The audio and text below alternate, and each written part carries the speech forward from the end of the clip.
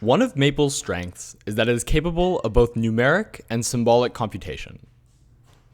Numeric computation produces results of mathematical operations by using numerical approximations. Symbolic computation uses exact expressions and symbols to produce exact results. For example, let's observe how Maple can compute the solution to this quadratic equation. I can compute the exact solution by opening the context panel on the right-hand side of my screen, opening the Solve menu, and clicking Solve. If I want the numeric solution, I instead open the Solve menu and hit Numerically Solve. The symbolic computation produces an exact result, such as square root 13. In contrast, the numeric solution uses numeric computation and returns a decimal approximation. Since Maple does all calculations with 10 digits, you may notice a small rounding error. Why 10 digits? Well, that's Maple's default numeric precision. To change this, reassign the environment variable, digits, to the number of digits you want to be used in your computations. Let's say 20 for more accuracy.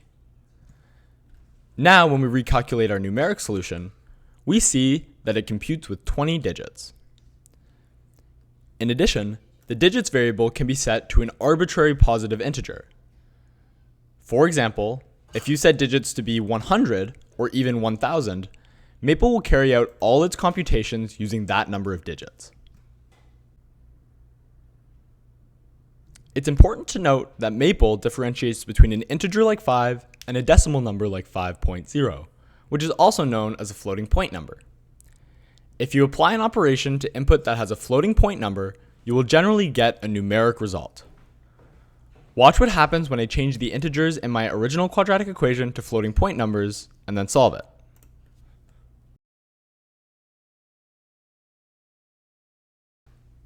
As you can see, Maple returns a numeric answer, even if I didn't specifically ask for it. Let's look at another example of this. If we input arctan of 1, we receive pi over 4 as output. In comparison, if I input arctan of 1.0, I receive a floating point output, which uses an approximation of pi to calculate the answer. That said, fractions and radicals are still treated as symbolic input, like integers. So an input of 1 over square root 3 receives pi over 6 as output. Another way to receive a numeric answer is to use the evalf command with the expression you wish to evaluate within the parentheses.